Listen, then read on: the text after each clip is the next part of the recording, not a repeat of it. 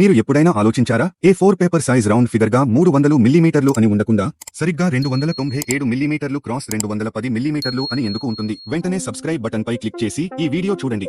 A1, 2, A3, A4 పేపర్లు ఒకదానికంటే ఒకటి చిన్నవిగా ఉండడమే కాకుండా అవన్నీ ఒకే ఆస్పెక్ట్ రేషియోని మెయింటైన్ చేస్తాయి. ఉదాహరణకు A4 పేపర్ రేషియో 1.414 అంటే 2 యొక్క వర్గమూలం. ఈ 1.414నే పేపర్ సైజులకు గోల్డెన్ రేషియో అని అంటారు. దీనివల్ల పేపర్ ను సగానికి మడిచిన అదే రేషియో ఉంటుంది. To size ratio 1.414. దాన్ని సగానికి మడిస్తే వచ్చే A3 సైజ్ రేషియో కూడా 1.414. దాన్ని సగానికి మడిస్తే A4, ఆ తర్వాత A5, A6 ఇలా అన్నింటి రేషియో 1.414 గానే ఉంటుంది. ఒకవేళ A4 పేపర్ సైజ్ 200 మిల్లీమీటర్లు క్రాస్ 300 మిల్లీమీటర్లు ఉందనుకుందాం. అప్పుడు దాని రేషియో 1.5 అవుతుంది. దానిపై మీరు ఒక డ్రాయింగ్ వేశారు. ఇప్పుడు దాన్ని సగానికి మడిస్తే వచ్చే సైజ్ 200 మిల్లీమీటర్లు క్రాస్ 150 మిల్లీమీటర్లు.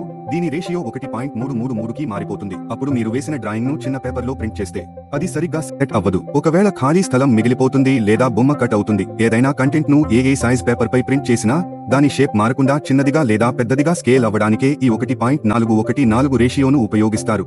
సరే, కానీ ఆ 297 మిల్లీమీటర్లు ఎందుకు వచ్చింది? రౌండ్ గా 300 మిల్లీమీటర్లు ఉండొచ్చు కదా. దానికోసం మీరు A0 సైజ్ గురించి తెలుసుకోవాలి. A0 పేపర్ యొక్క ముఖ్య ఉద్దేశం ఏమిటంటే దాని మొత్తం వైశాల్యం సరిగ్గా 1 చదరపు మీటరు ఉండాలి. వైశాల్యం 1 చదరపు మీటరు ఉండాలి. అలాగే రేషియో 1.414 ఉండాలి. అంటే ఉన్న ఒకే ఒక్క అవకాశం ఒకవైపు 1.189 మీటర్లు అంటే 1189 మిల్లీమీటర్లు, ఇంకో వైపు 0.841 మీటర్లు అంటే 841 మిల్లీమీటర్లు. ఇప్పుడు ఈ A0 పేపర్ ను సగానికి మడుచుకుంటూ పోతే A0 అనేది 1189 మిల్లీమీటర్లు క్రాస్ 841 మిల్లీమీటర్లు. A1 అనేది 841 మిల్లీమీటర్లు క్రాస్ 594 మిల్లీమీటర్లు. 2 అనేది 594 మిల్లీమీటర్లు క్రాస్ 420 మిల్లీమీటర్లు. A3 అనేది 420 మిల్లీమీటర్లు క్రాస్ 297 మిల్లీమీటర్లు. 4 అనేది 297 మిల్లీమీటర్లు క్రాస్ 210 మిల్లీమీటర్లు. ఇలా చిన్న సైజుల వరకు ఇదే కొలతలు వస్తాయి. వీడియో నచ్చితే లైక్ చేయడం మర్చిపోకండి.